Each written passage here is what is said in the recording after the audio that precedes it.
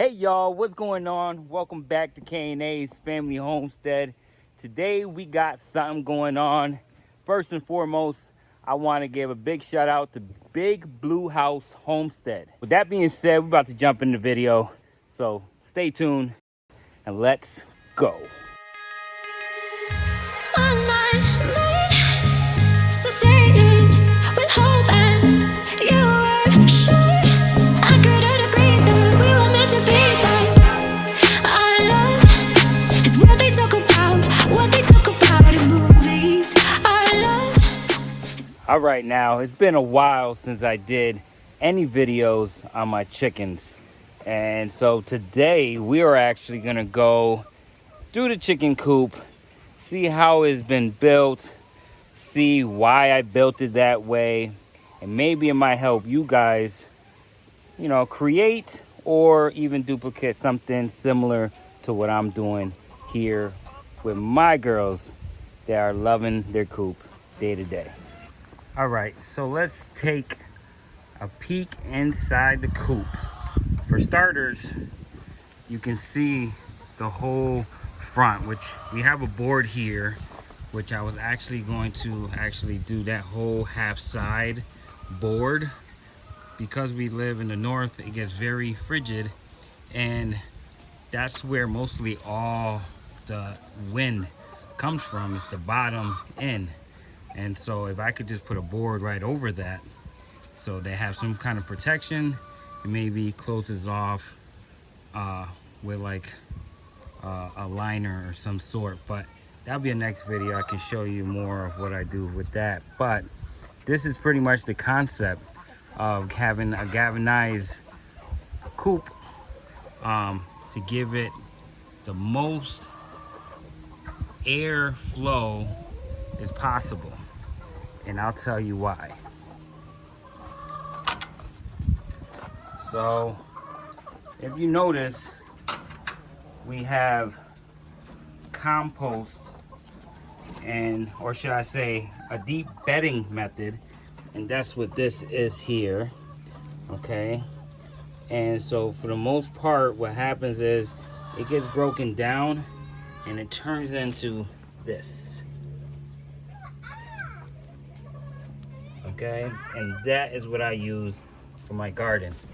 Now the deep bed method, meaning it has to have a very, very good airflow in order for it to break down, for not to smell, and yeah, because you don't want to like hurt your hens by having it cooped up into an area where there's no flow going on. So that's why it's pretty much all galvanized, and why I have not yet closed it off.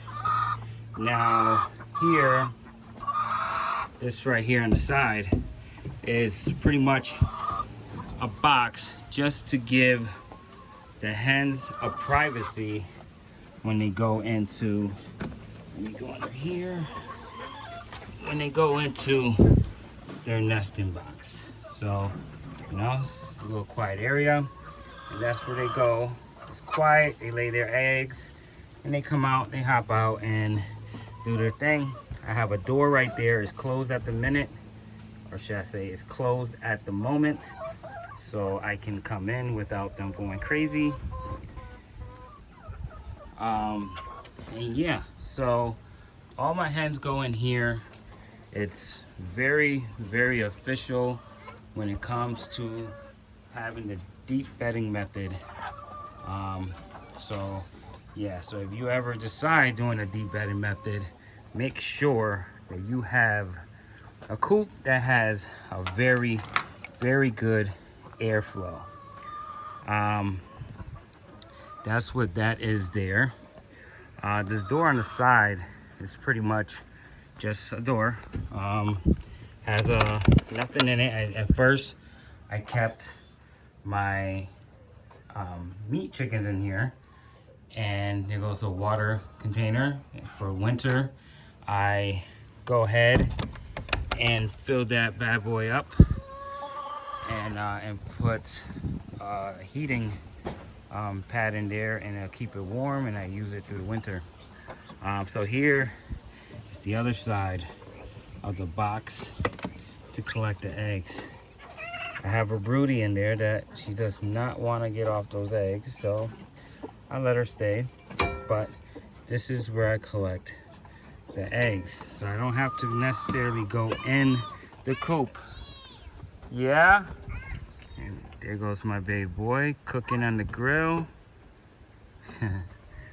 All right, here goes the quails. And now they also have an outside pen.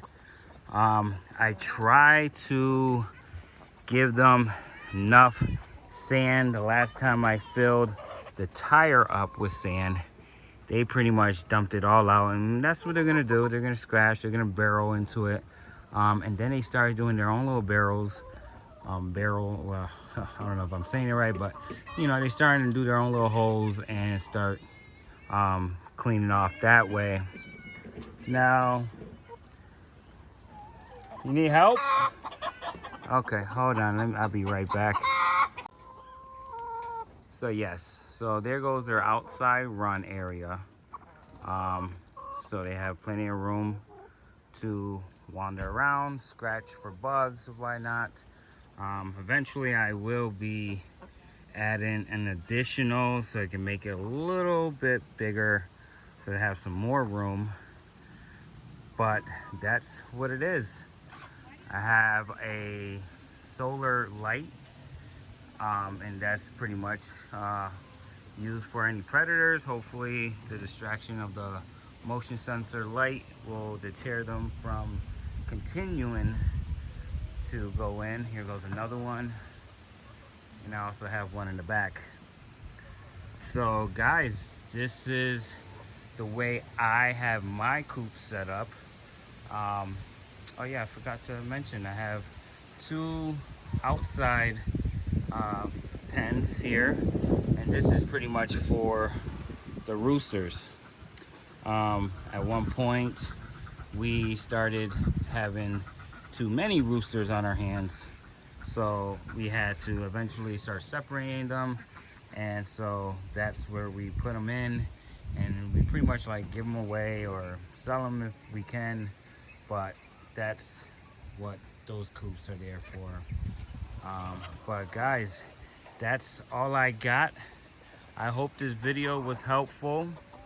Again, if you have not checked out Big Blue House Homestead, go check her out. She has a great video. And I hope this video helped you for any ideas that you may have when you're starting your chicken coop. All right, guys. Well, till next time, take care. God bless. And I'll see you in the next video. So say